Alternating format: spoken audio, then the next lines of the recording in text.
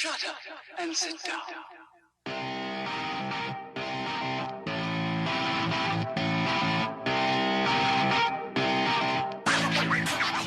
We cyclists are a funny old breed. We are. What type of rider are you? I'm just a regular bloke with a regular bike. I'm your average dad who enjoys a nice ride. I wear lycra and fluoro when I'm riding at night. I piss everybody off and ignore the red lights. My life, my rights, don't you know who we are? Cable ties on my helmet and I pretend I'm a car. Hello, my faithful listeners. You are listening to the Dialed Podcast with Matt Legrand, Evan Price, Lance Hepler, and Jake Von Turing. You can now listen to the guys ramble on about riding bikes and possibly some triathlon mumbo jumbo, or you can just keep hitting the 15-second rewind button and hang out with me. After all, we know that's why you came here. Your legs, your legs, your legs, your legs. I ride really slow in the middle of the lane while drivers behind me are going insane. I'm a cyclist. He's a cyclist. That sounds about right. I'm a cyclist. He's a cyclist. Mark Twain gives this sound advice. Learn to ride a bicycle. You'll not regret it if you live. Hold on. What did he actually mean there? Hi, and welcome back to the Dial Podcast. I'm Jake Von Turing. I'm here with Matt Legrand. What's up, ladies and gentlemen of the internet? You guys are looking pretty reasonable. Reasonable. Yeah, to his right, not Lance Hepler, but Evan Price. You know, we were going to do a new intro thing here. Now I'm thrown for a loop. I have to go back to my normal. Go back to your old. Go back so to your what old. are we all drinking here today? What we you got sipping on? Matt's sipping out of a plastic green cup. Plastic green cup. You don't know what's No, in this cup. it's Could be anything. Green and What's yellow. in Matt's cup? It's like one of those thermal cups that It is, changes yeah. color with heat. Oh, yeah, that's true. that is cool. I didn't even notice that. Actually very cool. It is decaf coffee from Dialed Cycling Lab. But more importantly, the cup Sponsored is by- Mana. I don't know. Something you get at Costco, I think. I am having a healthy energy drink today. I'm joking. It's not healthy. Ghost It's energy. Ghost Energy. This is at the gas Tropical station right next to mango. us. So, you know, if Ghost wants to sponsor this podcast, I've actually watched some of their YouTube videos. They have a very popular YouTube channel, Do they Ghost. really? Mhm, Is they it do. like kids doing skateboarding tricks? It's like kids playing video games and stuff. I think is their Oh. niche. So, you know, Oh. that's definitely my crowd. That's You're the in. crowd I relate most to is 13-year-olds playing video games. I do feel like we need to reach out for some sponsors for you and Ghost Energy Drink. That'd be awesome. A triathlete. Oh, yeah. It'd be like, triathlete, you guys have a Ghost bunch of Energy. pro gamers. Why not have somebody that doesn't That's sit on their right couch and Let play me, video let me games? ask you a hard question. Oh, yes, go. What's the bottom line on the price it would take for you to be a Ghost Energy Drink sponsored Oh, athlete? yeah. Okay. Okay, I'll Case- put down I an was gonna say actual case. number. No, Case of Ghost I'll put down a true number. It would need to be between $8,000 and $12,000 for the year. for the year. Yep. Come on, Ghost. Come on, Ghost. Ghost has big money now too. They're in like the supplement industry now too. Oh, I don't think you want to be peddling that stuff. But who I That's really tough. want to sponsor me is Red Bull. So let's gear on. that back towards Come Red on, Bull. Red Come Bull. on, Red Bull. Get some of that Red Bull money. Don't tell Ghost that. They don't want to hear this Red Bull talk. Never mind, Ghost. No, you're the one. I Your will. loyalty can I be will bought. sell out to anybody. Okay. Good. Where do you guys think Lance is right now? Have him on low jack. Do you? Yeah. Low jack him. I'm gonna guess. What is low jack? Find my. Okay, so low jack. Okay, gotcha, so okay. low jack was this thing that people used on cars to find like you would like put this thing on your car back in the day. tracking and you would device, track yeah. people. But I just use that as an old reference that no one gets anymore. Yeah. About I got you, being dude. able to track. Yeah, you caught got it. you, yep. You got it. It's a mile over my head. Millennials. So now I just use Find My. Well, it makes sense that most people. I'm gonna guess before I look that he's just in Eastern Oregon. That's my guess. Eastern rock Oregon. hounding or Where's- riding his mountain bike? Oh, rock hounding, definitely. I'm gonna Or both. I'll go mountain biking. If you say rock counting, I'll go mountain biking. Technically, if he's mountain biking, he's looking for rocks too simultaneously. That's true. That's Yeah. true. This is Good true. Point. Yep. Yeah, Lance is off the grid today. He is heading somewhere. I think he's going down to Moab, if I'm not mistaken, and he's going to spend some time down there and then might, I don't know, meander around for a bit. So I don't think we're going to see him for about a month. I think he's also, his daughter has something really cool coming up. I know, like film industry wise, that he was needing Women to be in down film there or for. something like yeah, that. Yeah, Women's something like right in that. Film industry. Yep. Yeah. What an amazing family. Yeah, so they've Yeah. got that going on, and I know he's going to Sun Valley. He's got a bunch of things going on, so we probably won't see Lance until like late July, but he'll be calling, and I think don't he'll be blame him back for- on next week with our. He's in. I was off. Does anyone else want to guess? I'm I gonna say Nevada. He's somewhere random in Nevada. Good I'm gonna guess. say Yeah. No, I'm going to say Utah. Utah. Okay. Yeah. Where's he at? Ridgefield, Utah. There you go. Richfield, something like that. Richfield, Utah. Probably middle of nowhere, Utah. Lance, you got low Sorry jack. for all of our listeners. You got in low Richfield. jack. Wait, is he on? We're trending in Richfield. Oh, he's on the 70 driving south. Oh, wow. I see how it is, Lance. You couldn't call in. You're in your car driving. You can't call in. This has been Lance Talk. Lance Talk. Lance Talk. Where in the not world Lance Talk, is it's Lance Talk. Hepler? Did anybody watch Carmen Sandiego back in the day? Yeah. Oh, yeah. That was the show. Should rebrand that as Lance Hepler. Yeah, millennial thing. So that was an old millennial thing, too. Yeah. There was even a computer game back in the day. There was. This is before. Really like, grainy 2D video game. Back when video games were computer games. Right. That was computer game Yeah. before the internet. So you had to like buy discs and install and then play the game. Yep. all right. Well, last week we did the whole show in reverse, which was kind of fun, and I think we might do that again in the future. But today, because Lance isn't here and he's not going to backpedal for 30 minutes, we're going to go ahead and do the backpedal right now. Let's Just do get it. it done and out of the way. So, Adam Price, what's up, dude? Man, I'm getting married in like 5 days. You got 5 days left. Whenever What are you gonna do with Saturday those is. days? What are you going to do with those 5 Training days? camp. No, I'm just, that's actually, I, as a joke, put up wedding day training camp day 1. And I actually got a text from somebody that was like, you're not seriously going to do a training camp. I was like, that's a joke. Come on. Like, Come on. Are you taking your bike with you on your honeymoon? No. The amount of times I've gotten that question too is funny. Yeah. No, I I'm actually not. feel like But we're going to that's rent not bikes while we're there that's just not to a like weird go and question for the ride. two of you guys. No, because it's kinda, trust me, we thought about it. Just it is such a pain in the butt traveling with the bikes. Yep. And we do not want to add more stress. So like we're going to go there. We're planning on swimming and running for fun.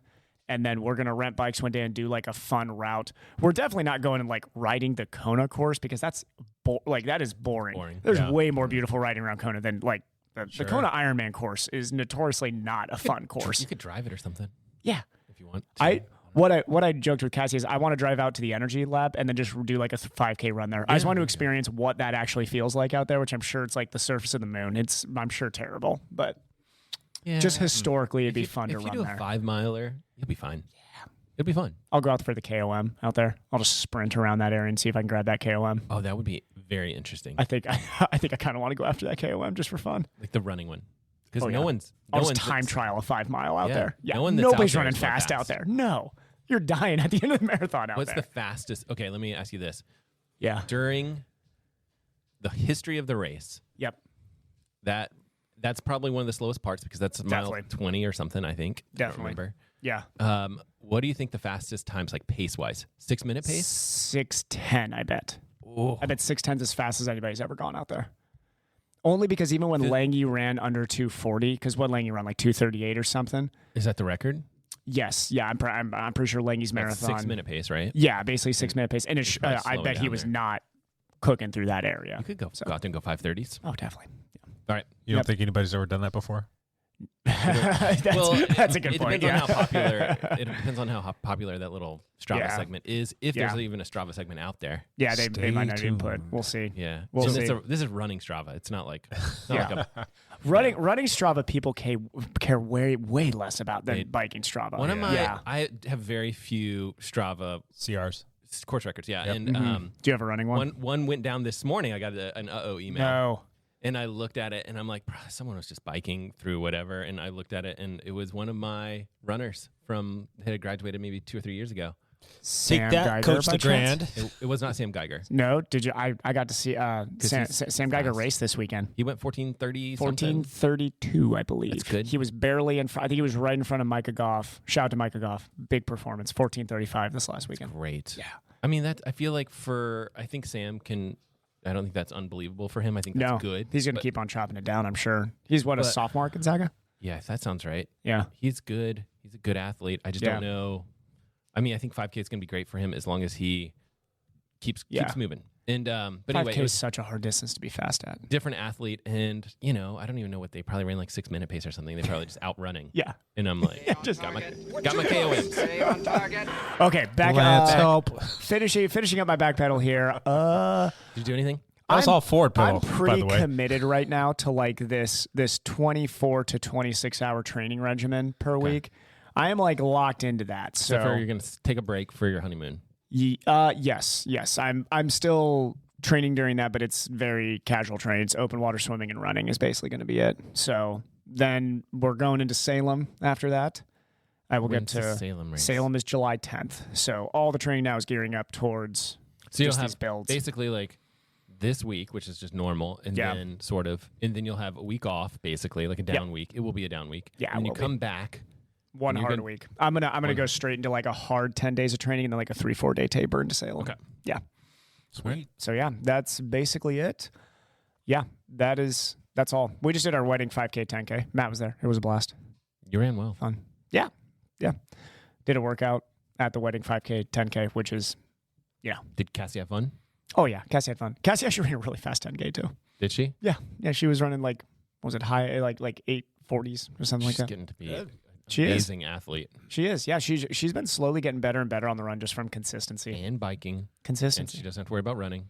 I No. mean, swimming. She doesn't have to worry about swimming. She's got that. Oh yeah. Still a strong swimmer. Swims a lot of open water work too, so she's a good open water swimmer.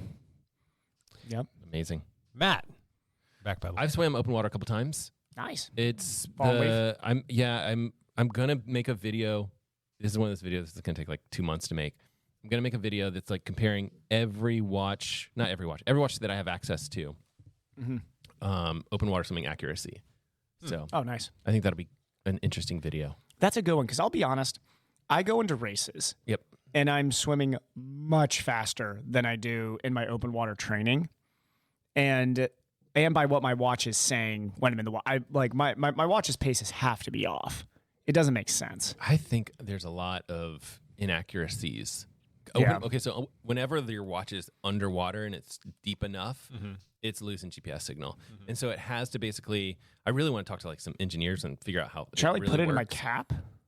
You could, and it would work well. It's just hard to pause it. I don't that's want to do that though for a race. No, God, no. I'm talking about with training just to get an idea of Yeah, what you could, pace we're you actually could try and do going. that for training. The other thing is that you don't use one of those pool buoys, do you? No, you can put it in there. You could put it, well, you want to situate it so it's sitting on top and it doesn't flip around and go underwater. Oh yeah. But that should give you Strap a it to the very, top of it. very accurate. And you can borrow a watch that has like more accurate GPS. I'm going to have all of these ranked basically, so Yeah. I'll have at least a dozen watches ranked.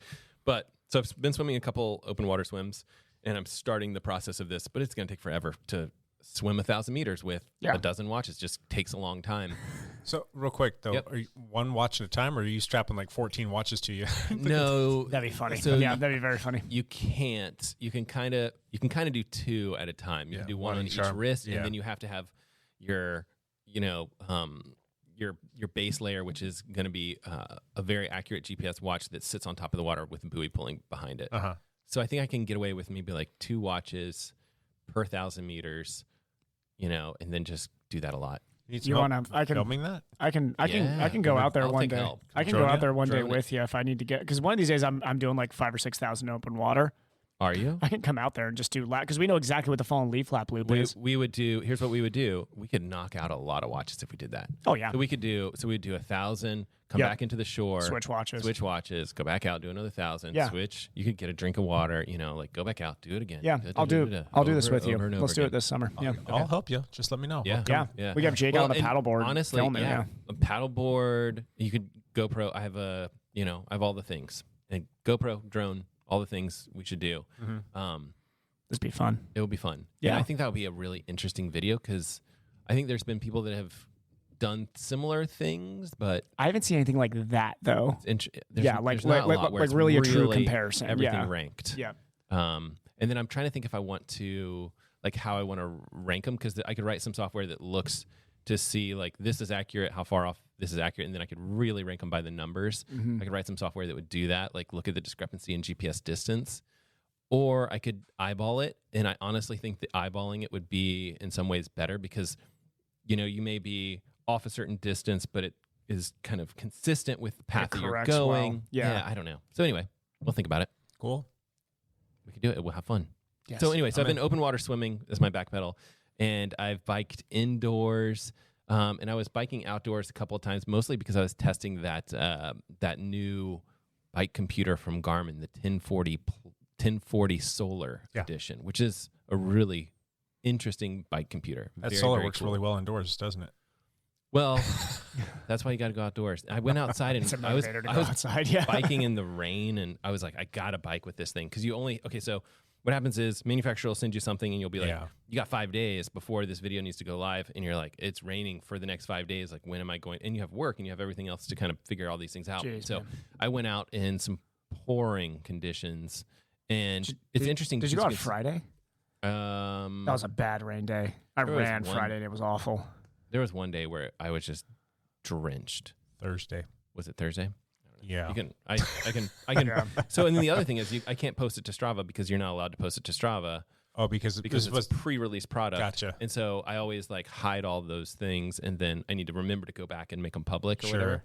But it's, it was interesting because completely drenched, just destroyed the bike. The bike's so gross, and I was just like, I know, my everything bike's was a just wreck dirt right now. everywhere, Yeah. and had the time of my life. Just so happy because you just, I mean, you know how it is when you can't bike and Yeah. then you get to bike, you're like, Yeah. oh, I'm so happy, Yeah. even if the weather's bad.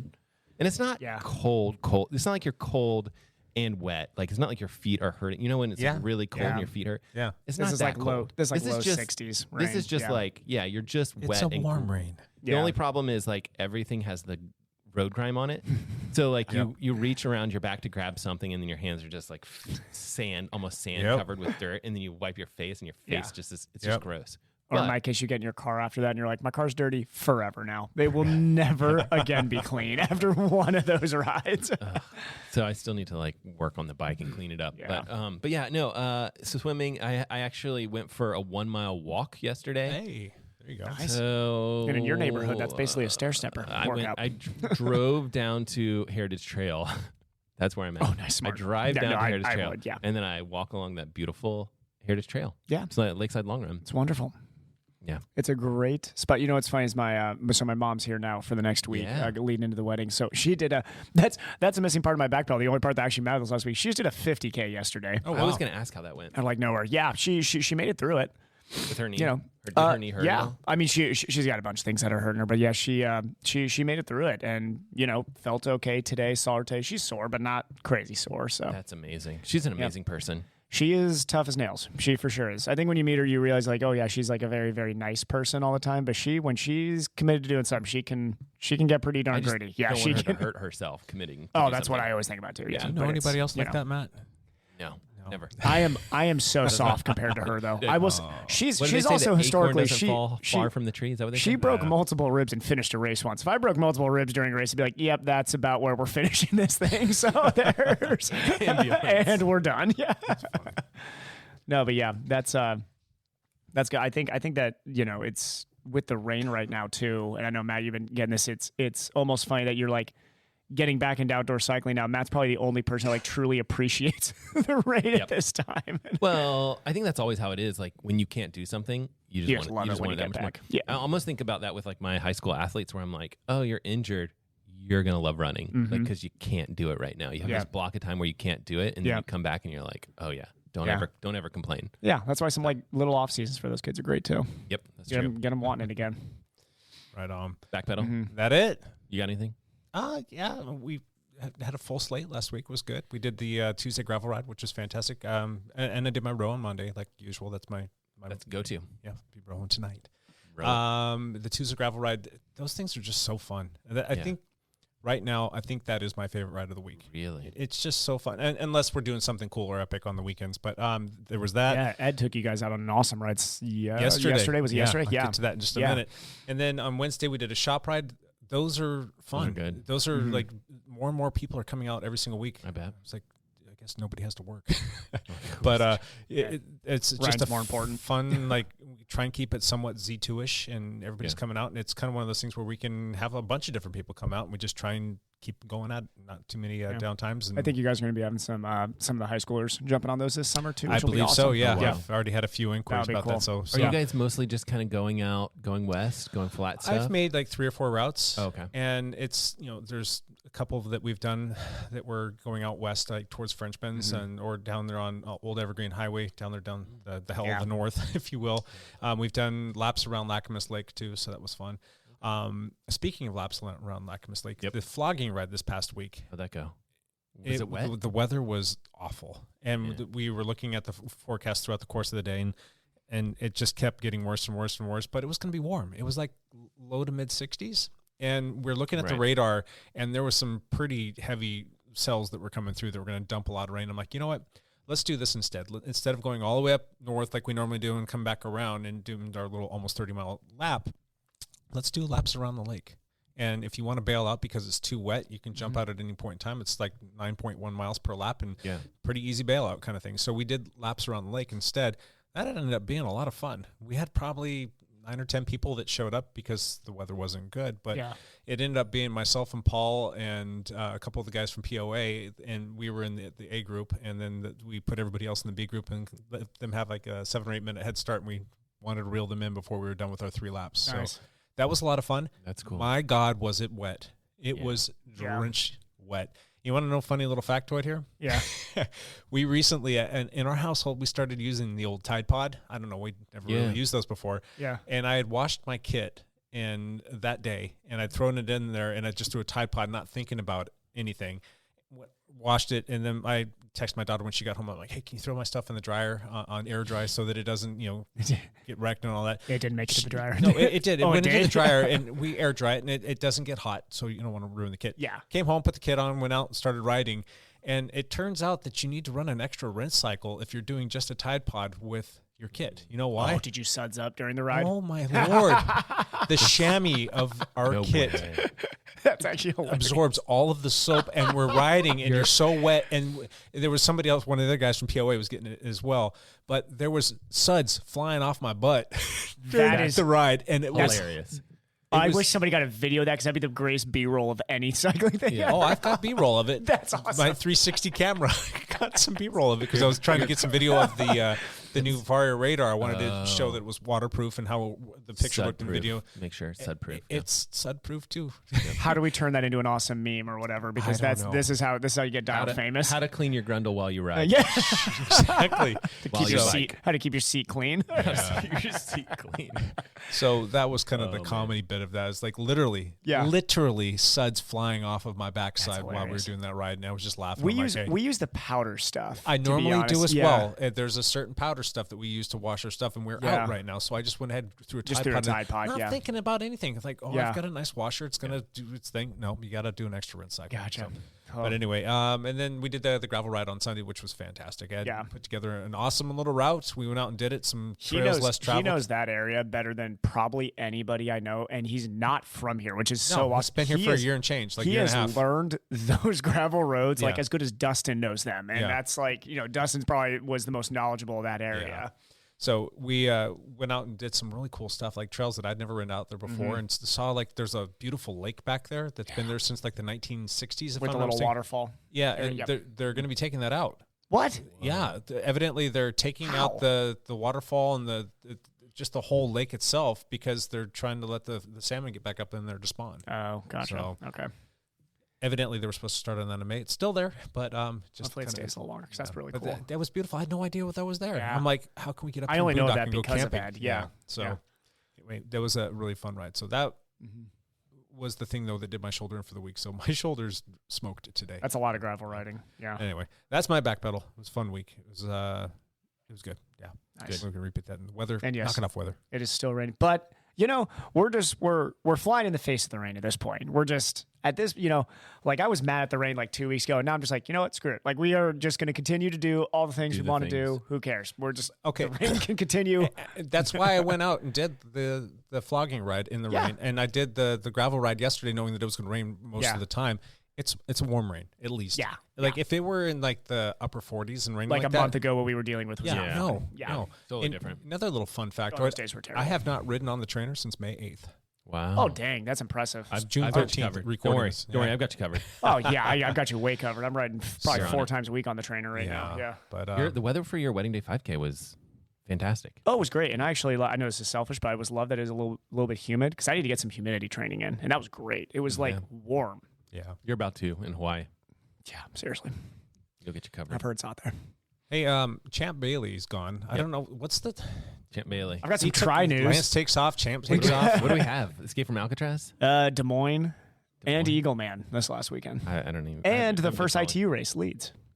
It was actually a busy triathlon weekend. Take it away. It was. Let's hear about it. What happened? Champ Bailey here. Do I get to be the? Do I get to play the thing? Champ Come on. Bailey triathlon. I'm a top 10 cornerback from Denver. Top five. Good times. Okay, so this last weekend we had the second race in the ITU calendar for you cycling fans out there. The ITU calendar is where the really fast triathletes race, which is the guys you get to see in the Olympics. So there are a few young guys coming through the field right now that are insanely fast. Alex Yee, Hayden Wild. Yeah. The Norwegians are still very fast. Some French guys that are very fast, and some Spaniards. So it was very competitive. The women's field is crazy fast too. So these races are just fun to watch. And it was a sprint in Leeds. So very hilly course in the UK.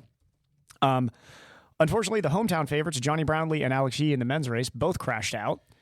Johnny separated his shoulder or something, Something right? bad. Yeah. I think broke his, I heard he broke his leckernon, so I think it's his elbow. Okay. But yeah, I mean, something bad. out for a while. Martin Van Riel also fell on the run and really hurt himself. So it was a technical course, definitely. And Vincent Lewis, who was in the lead of the bike with, I believe, Leo Bergeret, they were going to come off with about a 40-second lead. Or 30-second lead, which in a 5K is a big gap. And Lewis miscounted the laps and crashed into a barrier. Oh, I saw that.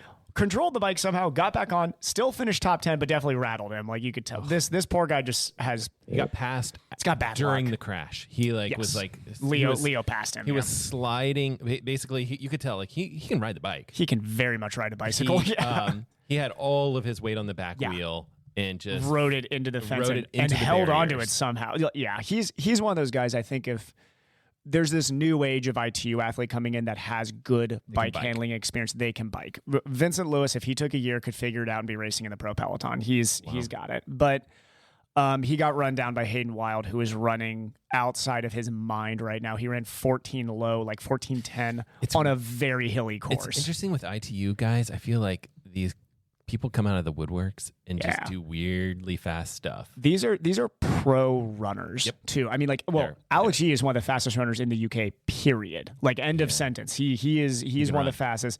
Hayden Wild might be the fastest runner in New Zealand. I mean, these guys are very good. Jake Birtwistle from Australia. It's weird. It's weird. It is, because you're looking at these guys too, and you're like, wow, they also bike 16 hours a week. You're like, where is this energy coming from? But very fast. In the women's field, on the American side, Taylor Spivey was in the breakaway that got away. Ended up finishing, I'm going to get this wrong, I think she was 4th. Okay. She had a great day, coming off of a running injury too, so she's coming around. But the race was won by Cassandra Bougrand, who threw down. She got dropped on the bike from the lead group, and then bridged up on the run and ran the fastest women's split by a lot. She had a 10-second penalty and still won the race. So she was flying on that course. Outside of that, over at Des Moines Ironman and the long distance stuff, Matt Hansen proved he can ride a bicycle fast over 112 miles. He won the race. Andre Lopez had a great breakthrough, second place. And in the women's field, Sky Munch showed that she is the class of American distance for women right now. Heather Jackson race or no? Heather wasn't there. Lindsay Corbin. Lindsay Corbin was there and finished, and had a good good day for her. Yeah, which is awesome. For Kona and all that. This being her last year, I think she's retiring after this year. She's gonna probably do Kona in the fall and then and then be done after that. She's done 9 or 10 Konas or something crazy. Yeah, seriously. And then there was Eagleman, who was a little bit softer pro field, I'll say. Yeah. I really only know, I think Cody Beals won the men's field. I'm not even sure what happened in the women's field, but yeah, that was basically it. Outside of that, then the Criterium de Dauphiné, Jumbo-Visma is really fast. Really very fast. We will be talking about that more here coming up. So that is, I know Lance always gives updates on gravel racing and stuff, but I'm gonna throw a punch at gravel racing right now. I just saw the funniest GCN video where they were making fun of gravel's culture right now. Yeah. Gravel wants you to not take it seriously, but also wants to make money and to have you take it seriously. They're making they're trying to get into broadcasting, get into all these things. And but also at the same time, Yeah, but does cyclocross have a little bit of that too? That like we're gonna have beers on the sideline. Yeah, and but Beer cyclocross handouts still has that yeah. Belgian bit to it still, Yep. where it's still like there's still like a gritty, natural competitiveness to cyclocross. They're just like we're gonna also have fun simultaneously. I think that's what Gravel what Gravel wants is their cake and thinking eat it about. too. Yeah. No, they want their cake and they want to eat it too. And I loved this GCN video where they were joking. They're like, Gravel wants to be taken seriously, but if you come here as a pro and take it seriously, or you're a road cyclist, we don't want any part of you. Yeah. It's like, well, listen, Gravel, if you're going to have Euro pros who decide to come into Gravel and they're dominating the sport, tough luck. Sorry, they're better than you. Pro race. Yeah, they're making money doing it. And guess what? If the road cycling peloton decides to take on gravel racing, trust me, you're not going to hear about the Colin Stricklands of the world anymore. They're getting spit out the back. There's no if Peter Sagan decided one day to end my career, I'm going to train exclusively for gravel. Guess what? He's winning basically all the races. And it could be like team tactics. Like there could be some very interesting. It could things be that awesome to happen. watch if gravel would just get over itself with trying to be this like, don't take it too seriously, but also we're going to try and be pro at the same time. It's like you don't get to be pro and not have the best in the world want to come in if money's coming into the sport. Yeah, I don't know.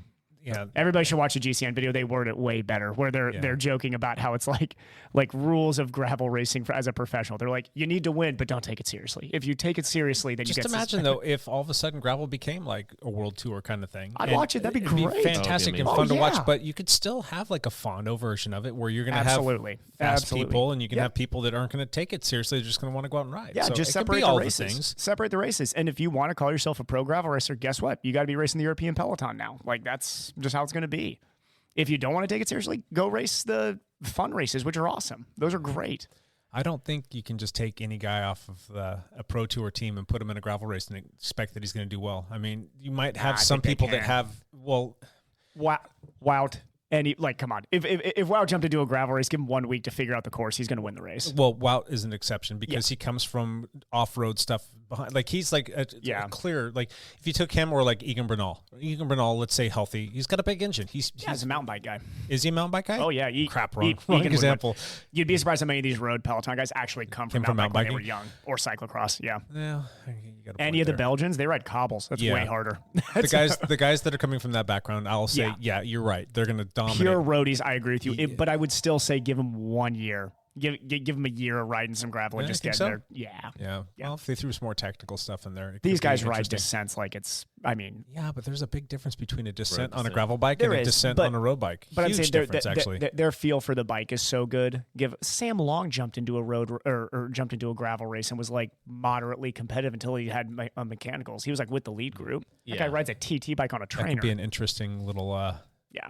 I don't know. I just think an engine's an engine. So it's, if you're in gravel racing and yes, it's technical bits, but it's not cyclocross. Like cyclocross is where I don't a lot even harder. care what your FTP is at some level. It's like you need to be able to really work a course. Sure. Gravel racing still at some point, if it's a 3% climb for 3 miles, Grind. the best are going to the front of that race. Yeah, I mean, especially if we're talking about like Unbound, but Yeah. I'm thinking about like the ride that we did yesterday. And I'm like, Well, all right, Belgian Waffle's a little different story or some race like that. some of them, those are different. But like the ride that we did yesterday, there's some stuff there that like you need to have some skills to be able to get through that efficiently. Yeah, and but fast. those guys in the pro peloton, even Yeah. the road they have the background and pedigree, definitely. I don't, I mean, like roadies like me, no, 0% chance I'm getting dropped on every descent. But I think in due time, though, just given the popularity of it, it's going to come around. It's you're going going to to start be, seeing guys like that. yeah, it's going to. I think it's got a long way to go. That's my You take. think so? Oh yeah. think it's Well, got look as at long it as you right think. now. Really, the guys at the front right now are retired pros. I mean, really. I mean, Lawrence Tendam, Peter Stetner. might I mean, be- these are all That retired pro guys. might be the way Ian it is Boswell. for Ian Boswell for sure. Yeah. That might be the way it is for a while. Yeah. And it's like you do your tours, you do your Europe, you're basically back of a team or whatever it is, and then Yep. you retire and you go do this. Yeah. And you're It's the MLS of cycling.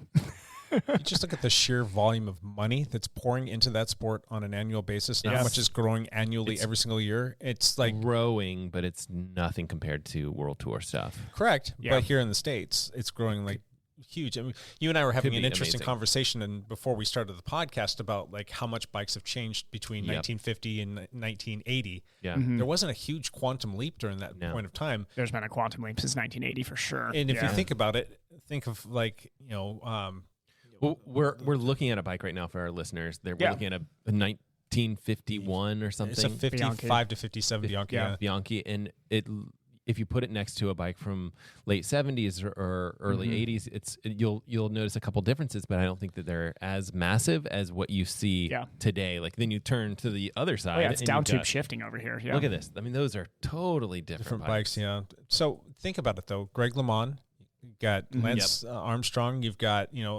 just cycling in general in the United States blew up. It blew now up. It's bigger everywhere else in the world, but all of a sudden you've got these big American companies, Specialized, Trek, Giant, Cannondale. I mean, granted, some of their parent companies now might not be here in the United States. They pushed the envelope quite a bit. Yeah.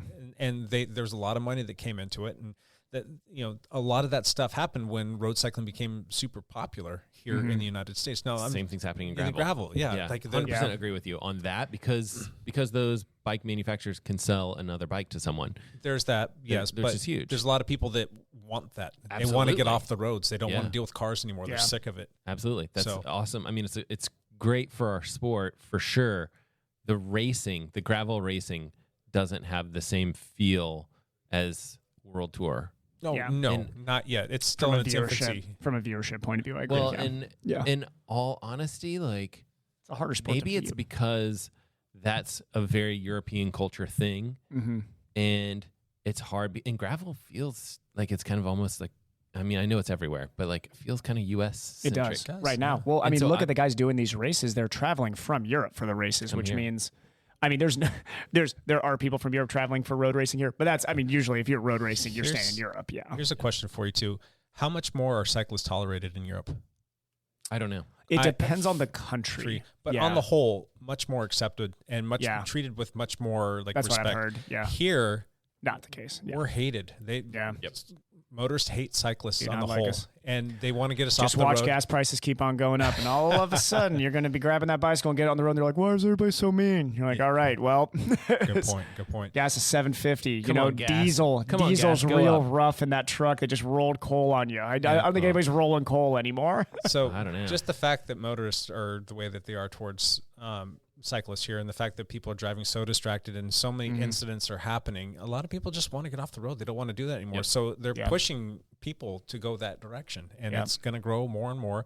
You've got bike manufacturers now that are offering up multiple different kinds of gravel bikes. You've got your traditional gravel bike, you've got your aero gravel bike, you've got your more relaxed touring gravel bike, you've got bikes with suspension, without suspension, like all of the things. It's happening at a very quick clip in terms of like how long gravel bikes have been around. It's all trying to figure itself out and get settled. Like how much suspension do we need here? I still think the e-bike will be wildly more popular than the gravel bike though in 10 years from now when we look back on this.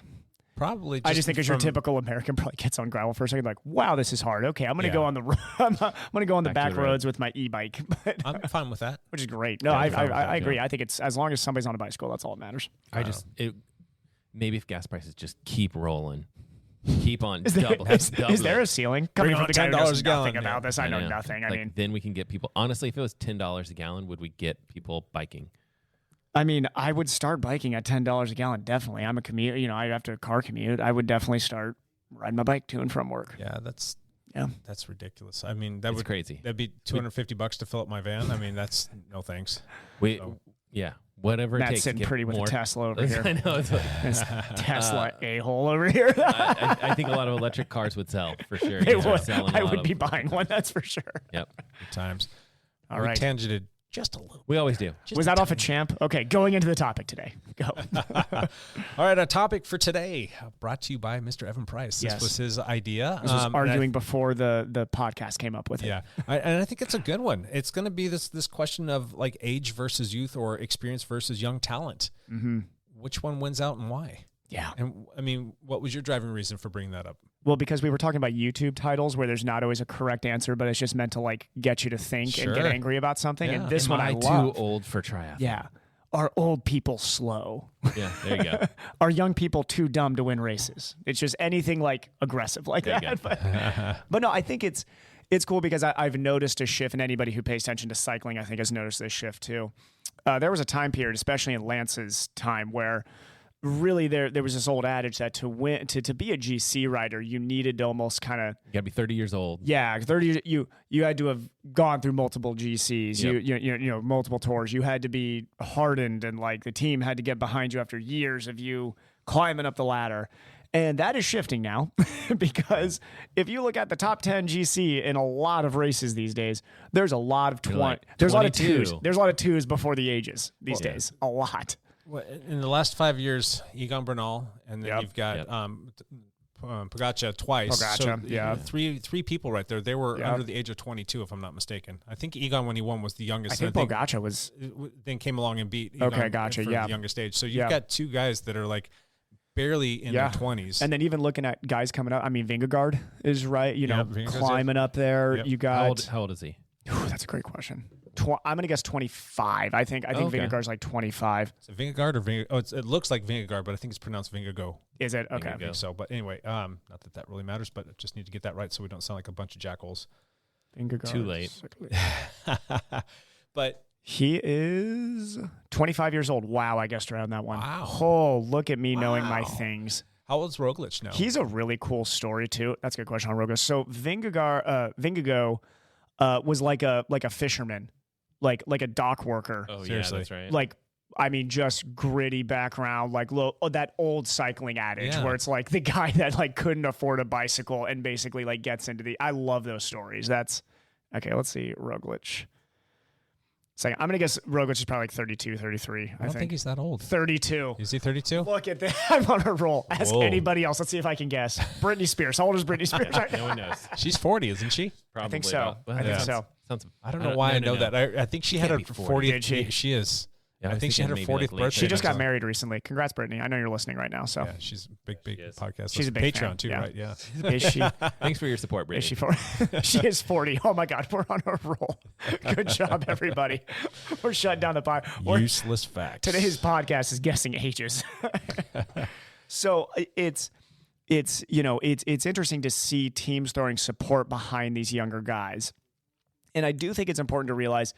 The training from a youth perspective is so much more structured now than it ever was in the past. So yes, these guys are young. You look at them like 22, 23, 24. Some of them have been training like professionals since they were 14, 15 years old. So we're talking, they're like 10 years into their aerobic development. Now, maybe that wasn't always the case before, which in my opinion is probably better. I don't think any 14-year-old should be training, 20 hours a week or anything like that. But they're coming in as well-developed aerobic athletes. So I think it's important to look at age is sometimes just a number in endurance sports. You need to look at what is their actual aerobic history, how much, volume have they done in their life already, and then I think you can look at, hey, is this guy actually prepared for like GC contention? Egan Bernal has been a huge volume rider his entire life. Mm-hmm. So it's like Carapaz is another good example of guys that just grew up riding a ton when they were kids. Like Egan Bernal was not even, I saw an interview he was talking about how much he used to mountain bike as a kid. He had no idea how many hours he was doing a week. No lie, he was probably doing 20, 30 hours, probably just riding around just for the sake of riding his mountain bike. So you're talking about somebody who, yes, he's in his early 20s when he's becoming dominant, but he has been training at a high level since he was 10. But here's a question. You got these guys that are coming in and they're winning big at a very young age, and they're doing a lot of stuff, and there's tons of volume and tons of things that are starting to pile up on them. Is that a powder keg just waiting to like implode or explode, and everything's just going to go sideways on them, and they're going to be burned out by the time they're 28? Only at that level because of the outside pressures. So I have a pretty firm belief on that, actually. If you are a really good young aerobic athlete, that building your base, as long as you're still enjoying it, is very beneficial for injury prevention long term. The problems I think you see are when you see guys that, let's say they get into the sport 18, 19, 20, 21. I'm talking about triathlon too when I see this. And then they get the idea that they want to be really competitive. And they start piling on a ton of volume in short periods of time without that base from those younger years. Yeah. That's where you run into issues.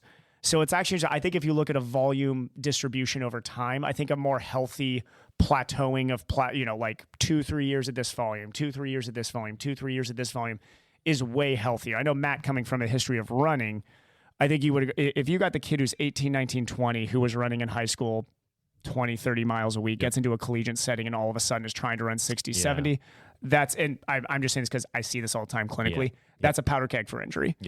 I think if you're the kid that naturally played a lot and probably doesn't even know his volume, but was running big volume when they were young, and not crazy. I mean, they were just enjoying it and loving Right. it. It's not like they had the coach who's like, hey, Got to do this. Yeah. Yeah. That's where you get the mental unhealthy Yes, burnout from see that. that. But if you're the kid who, I mean, I'll be honest, I was just talking with my mom about this morning. I didn't do structured running when I was young, but she knew I was not allowed TV time or playing video games Monday to Friday. So what did I do? I skateboarded, ran around, and rode my bike. That was all I did as a kid. So I was building volume at a young age without realizing it. And nowadays I think there definitely are still kids that do that, but we track it a lot more now. Yeah. So we do. might look at Bernal and be like, oh, was he doing training when he was younger? Did he just come out of nowhere? It's like, I bet he didn't come out of nowhere. He's probably been, He's riding his probably- bike up hills since he was 10. Yep. So, yeah. Yeah. There's probably not a lot of like TV time. Yeah. Well, look at It's look, like, look at you the best gotta bike up to your Ethiopian and cousin's Kenyan. house. Yeah. Like, look at the best Ethiopian and Kenyan runners. Yeah. They've been doing high volume since they were really young, very young. You got to get somewhere. Yeah. You're going to get And somewhere. they You're just going to loved go it. run. Yeah. They just loved it. So it was never a job to them until they were getting paid by Nike for it. Yeah. At what point in time do you take experience over youth with talent? Who? I think when you're talking in a tour, it really comes down to like pacing over that. So if you're looking at, I think a good example too is when the Yates were, or not the Yates, my bad. The Schleck brothers were young. Mm-hmm.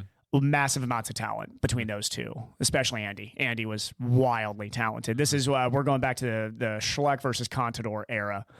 I do think Schleck made a lot of early mistakes in his GC career purely by being not experienced enough to know, hey, if I blow a match on stage 8, I'm going to be in trouble later. Yeah. And that's where you'll see the experience. I think Trump is, you'll see a Wiggins, for example, race when he won the tour, really smart. He raced very, very smart that entire tour. But here's another thing too. I don't think experience matters. I don't think it. You don't think so? Not at all. Because you know what? You've got somebody in your ear the entire time and it knows all of the science it probably behind meant more you in like the better 80s than you and do. 90s. Yeah. Yes. Yeah. It's kind of taken the need for experience out of the equation, and I think that has a big reason why. I mean, the last 3 tour winners have been 20, 21, 19. With great director sportifs behind them, if you really look at who was. Yes, and then they've got teammates, maybe some experience around them to help, like, that are yes, holding them this back is why. Yeah. I mean, they have more access to looking at, like data. a lot of these young kids are probably, like I'm sure Pogača looked at a lot of information, tried to learn as much as he could. Yeah.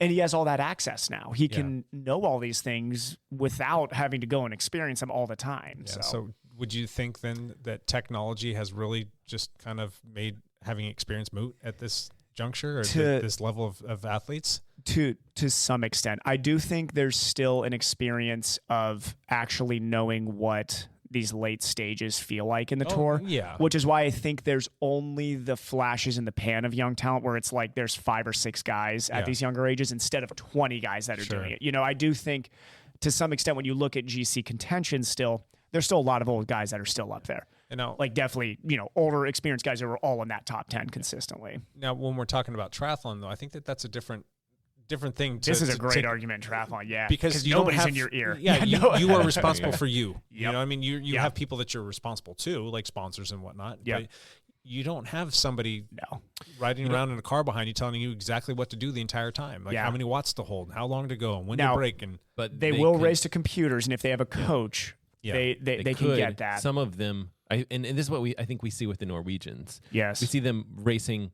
I mean, can we just say Purely that, like, the data. It's like they're Robots. racing like robots. Robots, yeah. And it's working. They know what which to I think do. they're great personality. People mistake, they're racing like robots with they are robots. with These an guys are ins- fun people outside, No, but it's- in yeah, that it's- race, yes, they are robots. They will race that way. that kind of makes road cycling boring, though, too. 'cause It does. There's a lot Like of the Skytrain. robot-like behavior that's happening out there. The It's like they Skytrain haven't- was very robotic. Yeah. Well, it's still interesting, right? Like if you're racing like a robot and that sometimes will mean that you're going to, especially, well, this is more triathlon where it's like, you're going to come from behind. Yeah. You're going to Yeah.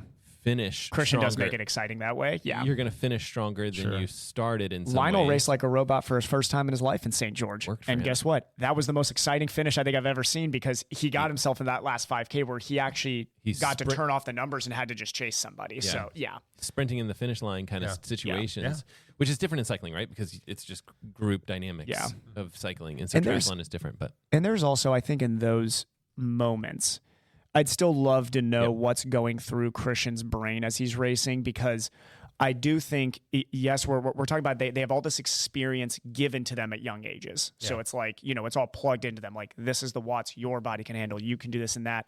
But a lot of these guys are yet to experience. Yes, you can, in theory, do those watts. But we think that this aerobic, so exercise science research is notoriously all over the place and very low power studies. Yeah. Very low. Horrible. I mean, we're talking anybody, if you are ever talking to a coach or anybody and they're trying to tell you this is what you need to do by the research, make sure you tell them that that's going to be different in a year. So do not take it for Bible. And the research you're quoting is crap. Yeah, exactly. Yeah. That was an 8-person study from, 8 white guys who are all 22 go to Stanford, as we joke, which is, no female research for a long time. So it's we're talking bad research. So all that they know is what they've researched of themselves. So Christian's numbers are because he's trained like a psycho for the last 10 years of his life. He's trained like a robot for the past 10 years, and he knows his numbers to a T. And great. I still think if you took those numbers away from Christian, he's experienced that sensation so much, I guarantee he gets a similar result. Well, he's probably, when you're on the track and you get used to this, you can literally you can do a 400. I can tell you in a second. I can tell you within a second of what that 400 was. Absolutely. So, that's without the watch. That's without data. Without a watch. Yep, I used to play that game with my coach all the time. That was a 72. That was a 72 which to me as a coach is way more important than me telling you. I love when I have some of my type A people I coach, and I will plug in there and be like, we're doing 12 by 400 by feel. This better feel like your 5K. Yeah. And they're like, well, what pace is that? I was like, I don't care. Make it feel like a 5K. You need to learn what a 5K feels like. That's not a time. That's a feeling. Now, granted, some people I will tell them you're going to be in between this range because you don't know what that feeling is yet. But once you start to develop that feel, I mean, look at the way the Kenyans do their Congo line where they run in 400s with 20, 30 guys. You look at that, very few of those guys are wearing watches. Yeah. They're in the line where they know their body can sustain. You think of even a Pogačar who's grown up with numbers. Mm-hmm.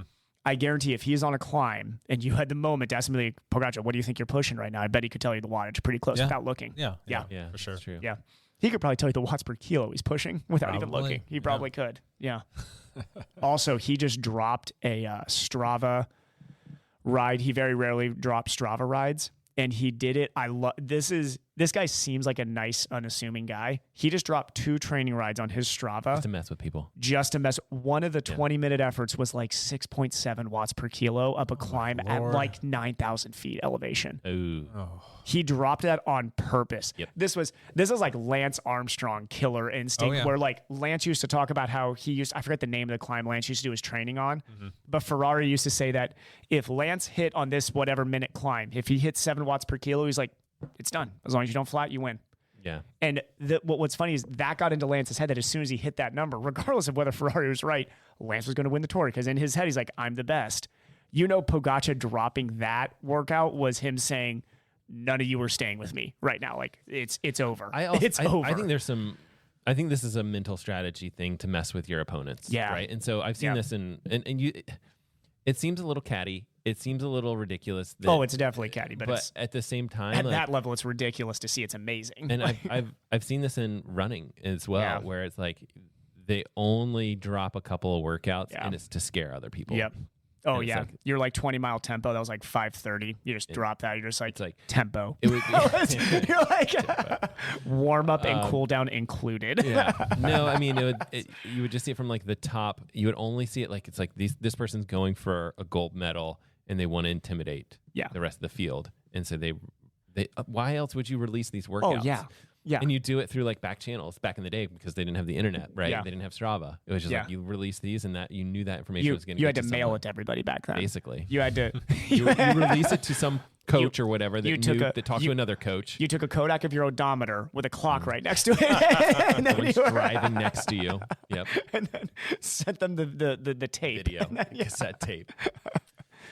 But I think that's I think with experience versus that is a guy like Pogačar. Because I don't want to just look at age for this.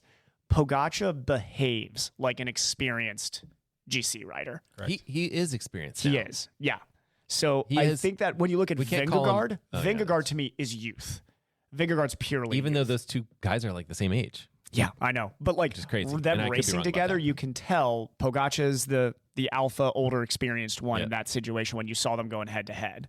But Vingegaard showed that youth and talent that he's like, oh man, when it's coming down to it, I would not want to be next to that kid. Right. I don't care how experienced I am. I'm experienced enough to know he's faster than me, unfortunately. Man, I am looking forward to our tour predictions. Next Yes. week, I think. We're doing next week? Yeah, we kind of have to. Like, it's coming up in what, less than 3 weeks, or like We should push our we tour have to- predictions to the very end because someone's going to be like, "Oh, I'm out." We have to do it not Pogačar's- next Monday, the Monday right after that. Because I'm not here next Monday. Can we do that? We got to do it the Monday right after. I don't even.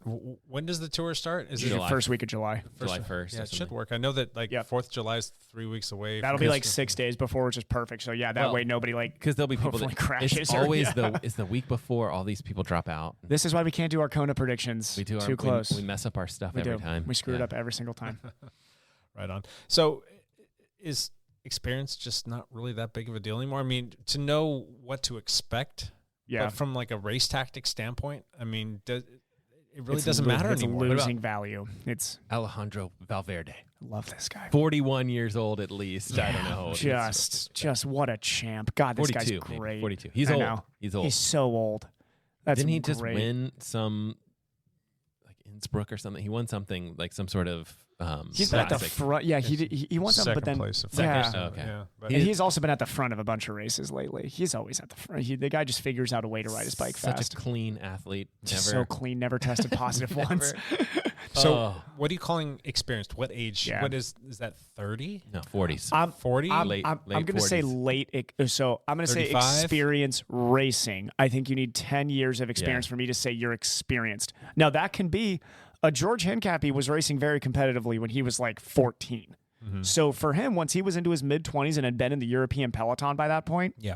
25, 26, he's experienced in my book. Yeah. Yeah. So it's a matter of time served, not Yeah. necessarily Because physical age. Roglic, let's Yeah. throw the curveball here. Roglic has only been a real cyclist for like what 6 years now, I think. That's actually a really good point. I jumper, don't yeah. see Downhill Roglic as skier. experienced. And here's the funny thing. Yes, he's in his 30s, but how many potential tours has he already lost? He's lost two Two, yeah. Vueltas by kind of a last week Yeah. mistakes. Yeah. You know, stuff that Pogačar's not making those mistakes. And that's probably, I mean, And you know, maybe they're similar in experience. yeah, I think Pogačar roughly. maybe has a couple more years You of think? top cycling experience. Might Yeah. be right. He's only 23. Yeah, but I bet he's been racing hard since he was young. I saw a big podcast with Peter Attia, with who's a medical cardiologist guy who does cycling I stuff. follow his stuff. I love his stuff. His stuff's great. Yeah. But he brought He's a on little bit on the Pogačar's crazy- coach. he's a little bit on the crazy side. He's on Yeah. the clickbaity crazy side. But I like. Well, he, I don't know about clickbait, he, but he, yeah, he he's- brings he's on on the crazy really side. good Yes. experts and guests Yes, who he are does. very good in their field and really. Yeah. So the guy he brought on, who's Pogačar's coach. You know what's really funny I about haven't this? heard this one. Oh, I need to Is it send a you this one. podcast or is it a Yeah, it's called Deep Dive on Zone 2 training. And it's Oh, like a okay. 2-hour, they go into like Pogačar's training and stuff. Wow. This I'll guy's a definitely check physiologist. Right. So what's funny to me is nobody seems to be throwing up red flags that who's Pogačar's coach? Not an old pro cyclist. it out. Doctor. He's a doctor. Yeah.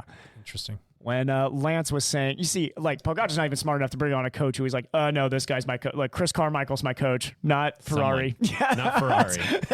Yeah. Whenever Lance was, I'm pretty sure Chris Carmichael was only on Lance's staff to be like, hey man, you can send me workouts, but let's be honest, I'm not doing them. But whatever Ferrari gives me is what we're doing. Yeah. This is beard, huh? Yeah. Gotcha. Yep. I don't know. I know. What about with just amateur sports? Amateur sports, I think experience is way more important. Yeah, I don't. I think in a local Cat 3 Peloton, it's much Yeah. more important to be experienced. To definitely. I don't disagree with you one bit. Yeah. Yeah. There's a lot of people that will show up to a race and have a ton of talent, and the experience is going to beat them like 9 times out of 10. Yeah. But it's goes to the same thing. I'll never look at age. I look at years racing experience. same here. Because I'll still look at like a late 30s guy who comes in who's like pretty talented, but hasn't been on really Zwift. raced a bike and only been on Zwift for 2 years, Yeah. and now he's like, Yeah. he's got a big engine, but God, I would not trust that guy making a smart decision in the Peloton. Yeah. As opposed to like a kid who's maybe 18, 19, but has been road racing since he was like 13, 14. Yeah. That kid probably is making smarter decisions in the group by that point. Gotcha.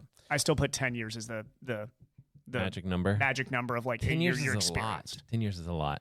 Yeah, it takes a long time. I mean, I've been does. racing since I was 18. So now that I'm going on 31, I'm like, I wouldn't have called myself an experienced racer when I was I thought I was experienced when I was 25, 26, 27, but I would not have said I was making smart decisions as a triathlete at that point. I don't know. Do you think it's uber important to have somebody on a team like UAE for Tade to have like that resource, that elder guy, that elder statesman that's been around the block a few times? That's where experience is important in the peloton right now. I think it's when you're looking at the team structure. I think you're an experienced director sportif, really experienced medical staff. It's almost like you want like that team captain person. Yeah. That's like, you know, can harbor the talent. You got to like shepherd the talent into the right category. Yeah. Just tone things down a little bit. Like, you got 3 weeks here, guys. Yeah. Who do you respect as somebody that comes from that experienced, like we'll just say like an old like Jens Voigt or that's what I was gonna say. I would say, oh God, what is it? What's the team called now? It was the old Orica Green Edge team. They had Matt Walsh, I think whatever the guy's name was. He was the coach, right? Yeah, he was an old tour pro. Director sportif. Yeah. He's somebody who I think is pretty well respected. I still very much, I know he's the black. Johan Brunel, to me, whenever I listen to their podcast, that guy's cycling knowledge, just being able to spot and harbor talent is pretty insane. Yeah. People can say whatever they want about Johan Brunel. He was the best director sportif of his generation. Yeah. Interesting. What else? Contador is Contador. got his own team now. He has his own team now. Yeah. Really? Yeah. How old's Contador? Is he He's 40? in his 40s. Is he 40? I'm pretty sure he's in his 40s. Yeah. He's got to be close. Talk about a guy who's been racing since he was really young. That guy's got like 30 years How of race about experience. this? How about somebody out there who is experienced that is like demanding respect because they're experienced, but really doesn't deserve any at all? Yeah. Greg LeMond. No, I'm just Valverde, you think? Oh, that's a bad comment. He's still doing well. He's doing great. He's doing great, but I think his background is sketch. Yeah. I mean, like Valverde was definitely in a very, very dirty Peloton era. But what about Chris Froome? He's kind of. I mean, he left the. Chris Froome's a good example because Chris Froome to me grew through a team that was built for. He was given a lot of things that other really talented cyclists at that time were not given opportunities-wise. Sky was a multi-million-dollar team during that era, and there's a reason they were driving the pace at the Peloton. They were the best, period. Yeah. He also was surrounded by some of the best track cyclists Great Britain's ever produced. So he was around a really good structure. Would I trust Chris Froome's opinion on certain things if I was a young up-and-coming cyclist? I agree with you, Jake. I would look at I would trust a Jens Voigt, a Fabian Cancellara, I'd even trust a Valverde. I'm not sure if Chris Froome would be the one I'd go to and be like, hey, Chris, how'd you do it? Because I know he did it. It was Brailsford. Do you think he would have won the tours that he won if he was on a different team, Nope. a lesser team? Nope, I don't think he would at all. Yeah. No. I don't know. He was talented. He was a great athlete. He did well. He ride the numbers. I mean, yeah, they call him a robot because he rode the numbers. I think he would have done fine. He's still a massively talented engine, no matter what. But I just think how is he doing this year? Has anyone left the Dauphiné this past week because he got sick? Oh, and okay. he wasn't really effective there. And he's going to ride the tour, though. That's the plan. He's on the Israel startup team still, and he's supposedly going early pick for my podium there. You got it. You have to pick him. You have to. Does he even finish in the top 10? No. God, no. I don't even think he finishes the tour. He's not going to finish. He won't finish the tour. I think how many stages before he? Oh, that's a good. I need to look at the stages first before I answer that. I'll save that answer. That's a great question. That's a great side bet. Somebody mark that down. Oh yeah, side bet is. What's the stage? Actually, Chris Froome abandons the tour. It's not even a side. It's not even side bet. That's the only thing that matters. Yeah. Who cares? We all know the podiums are going to be wrong. So we know that the podium. Richie Porte, I think, would be another one. I would want on my team. Yes, from experience, great guy. Oh yeah. I don't think he's racing the tour this year. If I'm not mistaken, I thought he was retiring after this. I thought he was retiring after last year. I was surprised he made it to this year, actually. I think he's finishing up after the Vuelta or so the Giro. Him and Valverde are both gone. God, talk about an era ending. Yeah. Ooh, those two have been at the top of everything for a long time. Richie Porte's 37. Yep, he's hanging it up 39 for Contador. We were close on Contador. Wonder what he is doing for the tour. Someone knows. Richie'll be at one stage. He'll like be in a breakaway group and probably win a stage at something. Richie is. I feel like they would bring him as a captain type person. Yeah. Talk about a guy who's committed to like high volume type training his entire life. Richie Porte's been riding since he was very, very young. And it's like every ride's 120 That miles. guy, as soon as he hit his 20s, was like riding 30 hours a week religiously. I mean, he's the best example of just like boring consistency gets you places. You do not need to be flashy. You go out, you ride your bike a lot, do a ton. He has like epic elevation rides. This guy just goes and just finds mountains and just rides up them all day. Yeah. He's very much that old like Eddie Merckx, just like ride upgrades. I love that. Yeah. Well, I don't know if I've got much else to ask you about that, unless you got something else you want to touch on or cover. I think too, there is the problem with youth is there is a higher risk of, you had mentioned burnout before. Matt had mentioned burnout. I think there's a higher risk of two things in really, really talented young endurance athletes. Mental burnout and physical injury, and I think both those actually go more hand in hand than people like to admit. I think overuse injuries are very related to cortisol dump and misbalance, and I think that does lead to a mental burnout simultaneously. I think if your body's starting to break down, you are running into other issues outside of just the physical. And in younger athletes, I do think they have not built up the years of resiliency that you get from experience. So if you've been an endurance athlete for 10 to 15 to 20 years, your system has been exposing itself to this stimulus over and over again, and our bodies constantly adapt. So that's 15 years of robust endurance training you have underneath you. Now, there's going to be a ceiling at some point, but let's be honest, that ceiling keeps on getting bumped up. Because it keeps on moving up. I mean, there was a time period where it was like, man, if you're 40, you're not competing with guys in their early 20s. And I see Dr. Handel out there kicking 20-year-olds' butts every single race he's ever been in, and let alone at the professional level. You can, I mean, I hate the guy, but Jan Frodeno is continuing to crush guys younger. I mean, it's Daniela Reef made us all shut up with. Yeah, she did. Oh, she made me shut up. I was like, oh yeah, Daniela Reef's done. Couldn't be any more wrong. So I do think there's a robustness that you develop with years of experience that is more valuable than maybe just the, hey, you got the strategy down. It's like, no, your body can take a large load of training consistently over a time period and perform. While with young guys and gals, you don't really know how their bodies are going to respond yet. You don't know how that physiology is going to, you might get the Pogača that seems to be made of steel, sure. Yeah. But for every Pogača, there is 30 other very talented young cyclists that did not pan out that way because they either got injured or mentally burnt out because they couldn't take it. So, I think that's where experience is more important, I think. I got to love endurance sports. I just big shout out to endurance sports. You guys are awesome. Seriously. Think about this though, because I mean, you'll have people competing at a pretty high level, and like certain sports, or just about all sports, you're kind of starting to be done between 35 football and running back 40. That's like 28. 28, you're done. But if you think about it, like most high peak level sports, you're done at about that station. Gymnastics, you're done real early. How many people are hanging up the football cleats or the baseball cleats or the soccer cleats and going on, once they've finished their career, and they're going to go continue to play that? No, they just stop with the sport altogether. And the next thing you know, how many of them pick up a bike? Reggie Miller? Barry Bonds. Yeah, there's a lot of guys. But if you think about Jackson, exactly. If you think about it though, like these people, when they're done playing the sport, they're kind of done, and then you see them like 5 years later, like, oh, right, looking a little rough there, pal. Like, oh, you didn't change your eating habits, did you?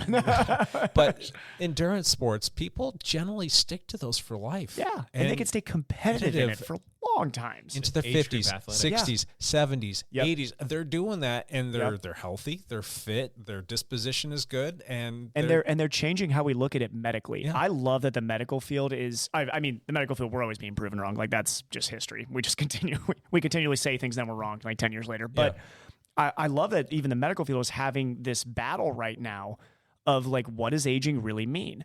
And it's being brought about by these very competitive aerobic athletes. This is where a lot of this research is coming from, is guys into their 50s, guys and gals into their 50s and 60s. Yeah.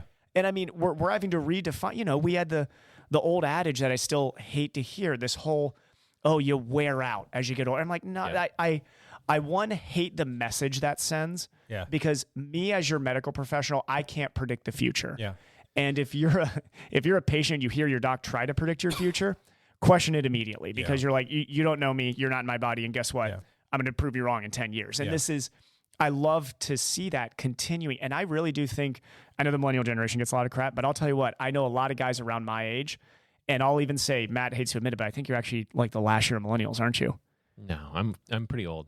No, I think I actually know the years on this. You're either 1 year into, you're either the first year of Gen X. Like my wife is. This is where like the line is like we're 2 years difference, and she falls she's a millennial. into the millennial. Okay, gotcha. So we're talking around that line. I cannot wait to see people in their 30s right now when we're talking 56, because we've grown up organized sports and competitive and aerobic, and we're now into those 30s, and I really think I don't think that competitive gene just disappears. Look at like a Josh Mondo of the world. Yeah. I think Josh Mondo's not going to be fast when he's 70. Yeah. That guy is still going to be pushing the bill at that age. Yeah. I fully plan on still doing that unless I do something dumb, which is highly more likely. But I think it's going to be interesting to see how we change the look at experience and aging for an aerobic athlete. I think it's pretty firm for I don't think we're going to see a 40-year-old running back. I don't think that's happening. No, I mean, there's only so many car crashes you can get into, but the body regenerates and builds through aerobic sport. It's not like boxing or football where there is a true destructive part of that sport. We're talking brain injuries and stuff like that. But just all sports though in general. I mean, when people are done playing baseball, they don't generally continue to play baseball or train to be at a high level. Or they're going to a beer softball league. Exactly. It's just it doesn't Totally happen. different. But it just seems like this sport, even the people that don't go the route of being a high level, like a professional, whatever, they continue to do this year in and year out, and they take different experiences, or they race, but they race in a different age group category that keeps them competitive.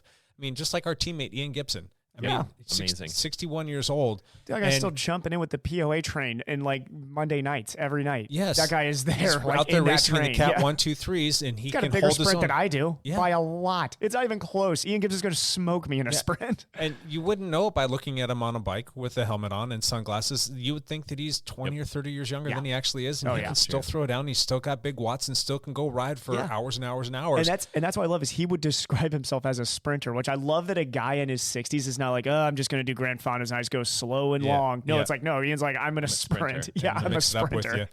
Yeah, but it's just, you compare him to your average American that's 61 years old. I just had this soapbox earlier today. Yeah. It's a night and day difference. And this is because of he made a decision later in life to get into cycling. Yep. I mean, he'd always had an affinity for cycling, but he made it a decision later in life to fully commit. He got a coach, started training, got on a team, started getting out there and mixing it up, climbed up the categories.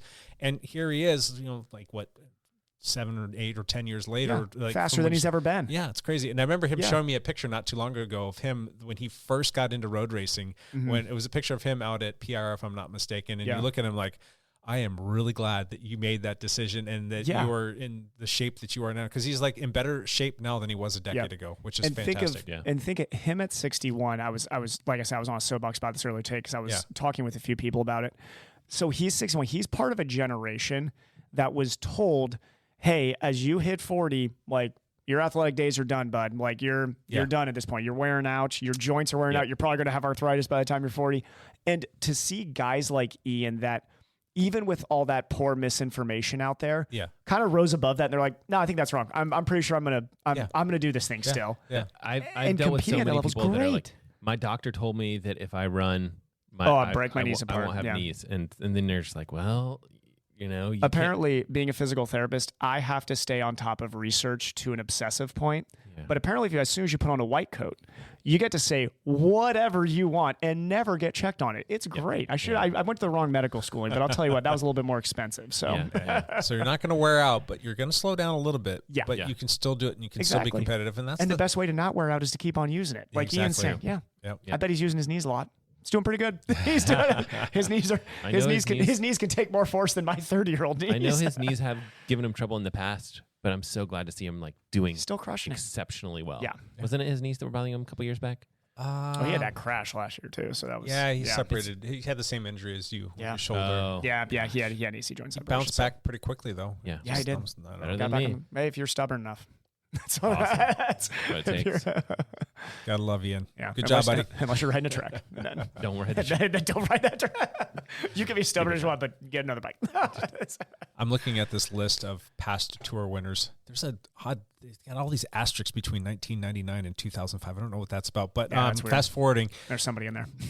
I really am looking forward to us talking about the tour. I am too. This is going to be fantastic. Who's going to win? Well, the crazy thing is really if you look at winners too, there's eras of winners. You're like, God, there was a lot of consecutive winners. It was God, I mean, this is I know that era. 1999 to 2005. I cannot. It's incredible somebody stays at the top for that long. That's so hard to stay at the top. but I think it's happening right now. I think Pogačar wins this year. I know. I think he does. I think we're all crazy if we don't. He's very dangerously fit. Yes, Roglic is great. Yes, Vingegaard's great. I hope that we don't all say the same thing.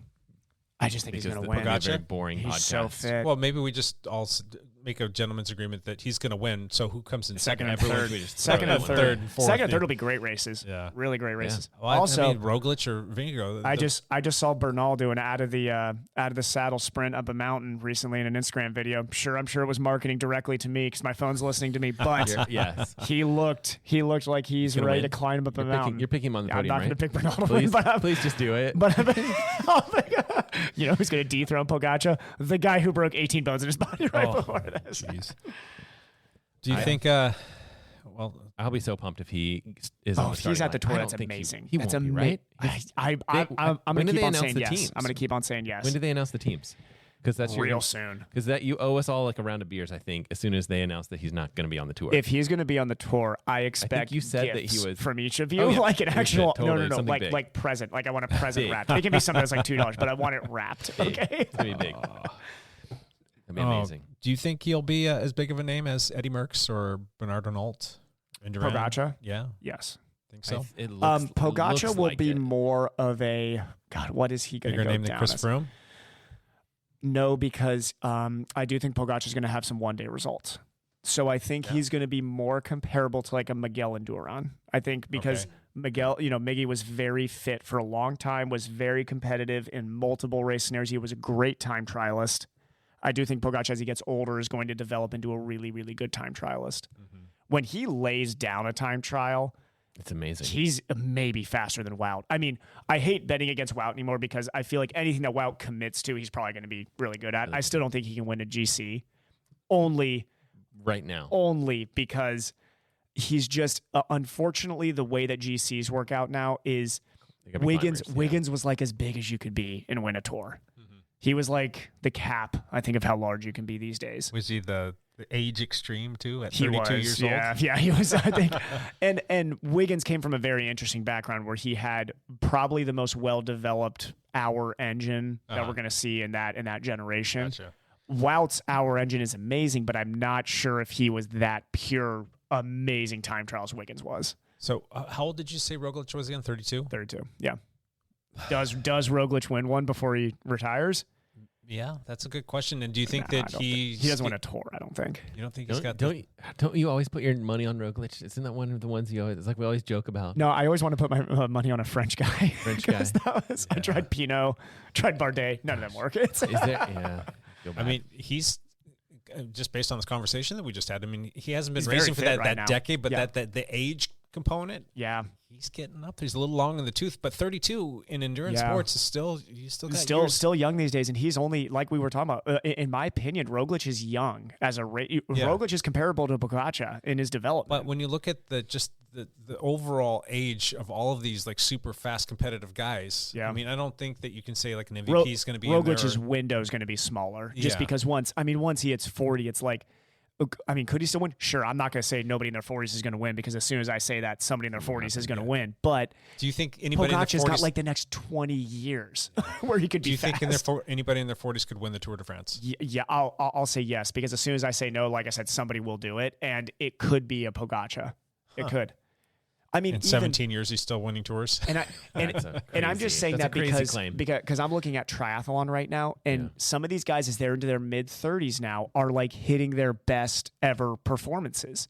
And I'm like, I'm not going to say that in 4 or 5 years they're not. Lionel Sanders could still be super fast in 4 or 5 years. I know. I keep writing that guy off. He gets better and better each year. Jan continues to prove me wrong every single time he jumps on a start line when he finally can. Yeah, he's getting up there. And so many questions, so many things I want to talk about, but I think we need to put a pin in this. Yeah, we do. Save some content for. We do need to save some content for the Monday after next. Yes. Yeah. Okay. You got to get Mr. Hepler back on here with us and Yep. See what he has to say. Cool. Trip to nowhere. Yeah. Come on back, Lance. That could be his YouTube series for this. The Trip to Nowhere. So age and experience, 100%. That counts for everything, right? Yes. Yes. Correct. Good. What would be the YouTube answer to the question? No, wait. It's supposed to be no or maybe. Maybe. Maybe. Yeah. What's the answer? Maybe. Right on. All right, we'll call that a wrap. That was fun. Yep. Let's do one last thing. Matt LeGrand. Okay, last podcast we talked. My question was, what's too expensive for a bike computer? Evan Price said $1 million. I think I don't remember what. it was like 800. It was $800. Yeah. Now we're thinking like, okay, maybe that makes sense.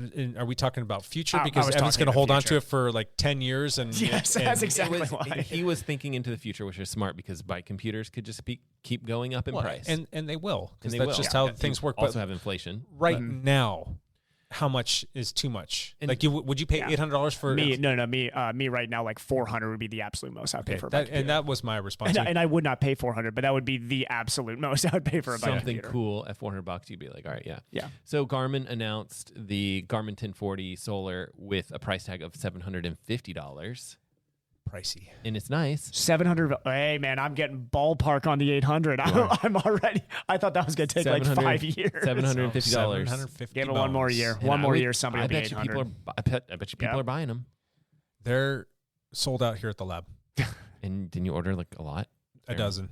Wow. This is how fast the world's pretty changing right now. 7 days ago, I said that $800 would be way too much, and I think Lance out here was like, no, there's like, no, they're not even close to that right now. 700. That's $50 away. That was close. The question was What would we pay most? right. That and- can change slower. And I think it's still largely $400 is the price point for high-end cycling computers, Yeah. in my opinion, currently. Yeah. So seeing a $750 price point is a lot. It is. I would like to pay $120 for any computer or watch, but That'd be nice. I think that you can get a perfectly serviceable computer for $300. Oh yeah, 100% across the great board price point. for your 530. Let's hope that the 540 comes out soon, or the Wahoo Bolt. Fantastic little computers. Both of them work wonderful. Yep. Do I need to pay more than Bolt's double great. that for a solar bike computer? I mean, those little guys are lasting, what, 10, 12, 15 hours or something like that? Yeah, but if you were into here's my There's a very counter argument. specific use case. Yes, and I think that there are we talk about how gravel is exploding and things like that. The other thing is that exploding is bike packing. Yeah. And that is a great concept. Like solar, you go out on a sunny weekend for the entire weekend. Yep. And this computer you don't have to charge. Put it in the sun and it's gonna You know what you could do to that recharge. 1040 solar to make me buy it and pay $750 for it? Put the Garmin InReach Mini in there. Yeah, that would be If I had satellite communication where I can send a huge. text message and I don't have to have that little mini, I would pay the $750 gladly. Yep. I agree. That's otherwise, I just don't see the value. Even if I was a multi-day bike packer, I could just go get like a cheap little little inexpensive battery pack that I can stop and while I'm eating lunch, plug it in, and it's going to charge up. Which you're probably gonna have anyway on a bike packing trip. Yes. So I agree with you. I just think that there are bike packers that are like, yep, that's gonna make sense. It's gonna be the best bike computer for bike packers. I was blown away though at how popular those were and how quickly they disappeared. Like, we don't have any more, and not for nothing, we're not going to see them again until August. I tried to place another order for them. They're like, oh yeah, those aren't going to deliver until the middle of August. I'm like, well, Dang if it. you need one this summer, sorry. Yeah. But I'm kind of getting the sentiment that that's what's happening for a lot Everywhere, of people everywhere. That it was a very well received and popular product. Yeah. And even the standard 1040s were super popular. And That one made a lot more sense to me because Yeah. the price point on this $600.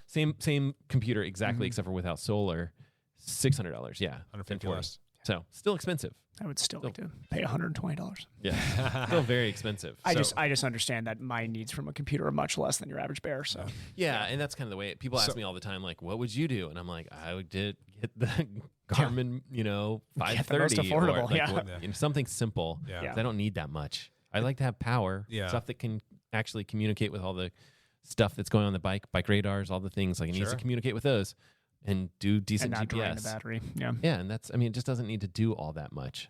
Not going on overnight bike trips yet. How's your video doing on that? Crushing. Yeah. I don't remember. I did 6,000 or something. I watched that. It views, was a great video. Yeah. It just cracks you. me up because I love watching all your lifestyle pieces, and those ones never crush. No. I Why, bet your why video. are YouTube people so boring? I bet your video actually did pretty well.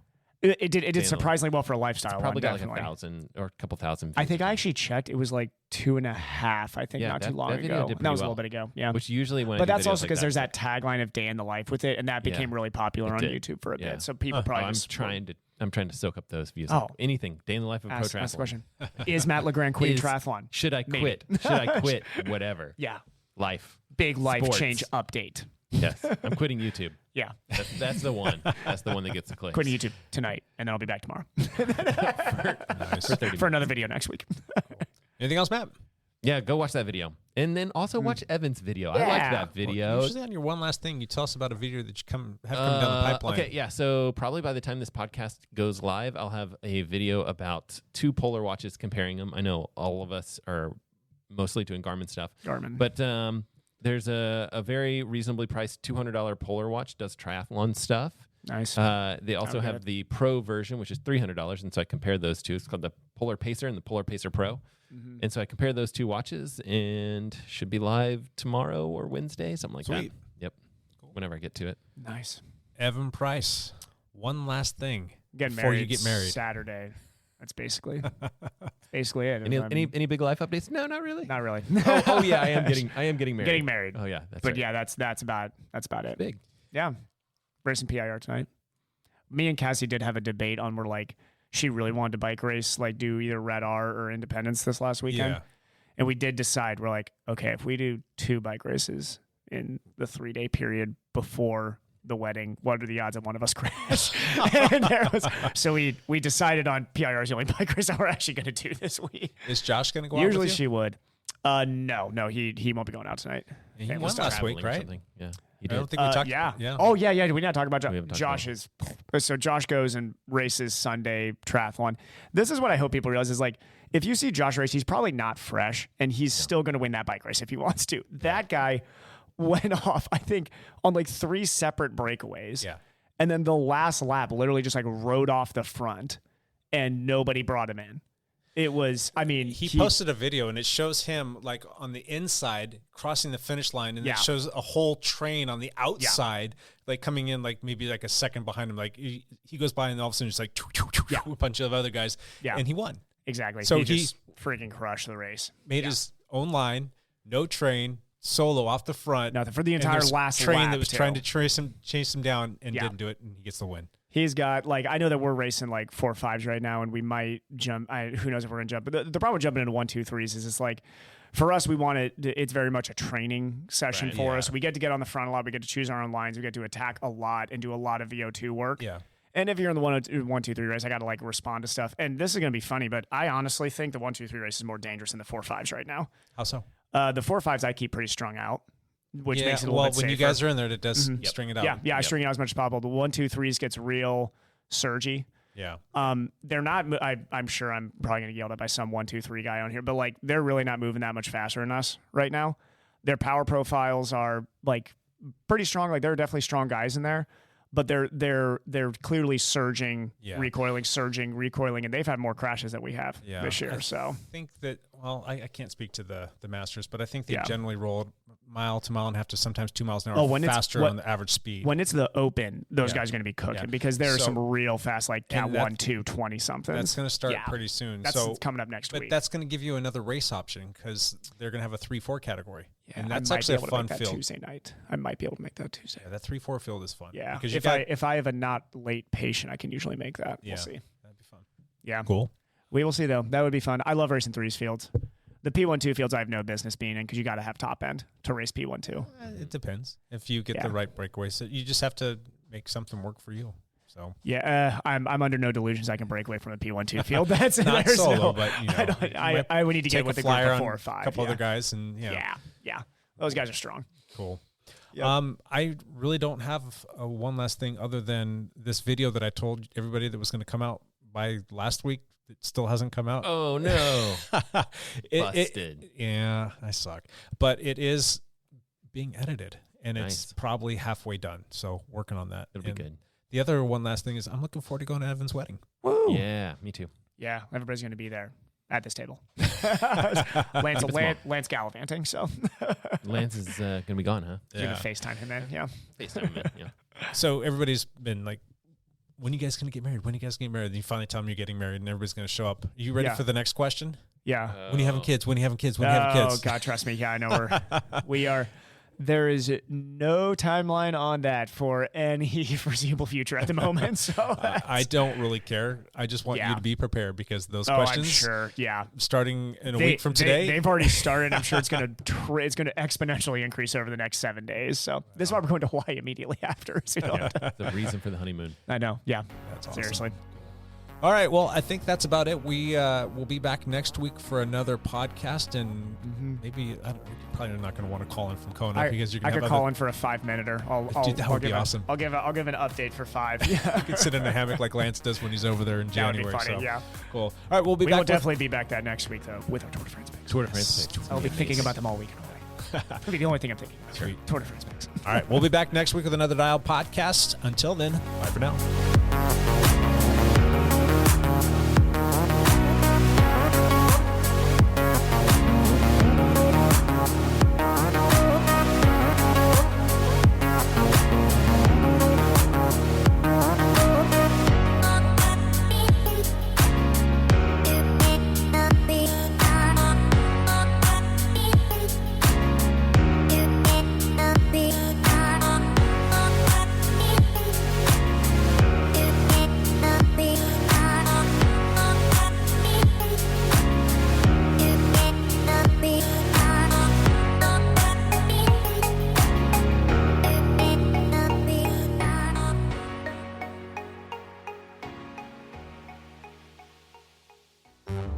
I am a very competitive person, and I certainly am always motivated by trying to be the best type of triathlete that I can be and to be as fast as I can be, as competitive as I can be. No! God, please, no! No!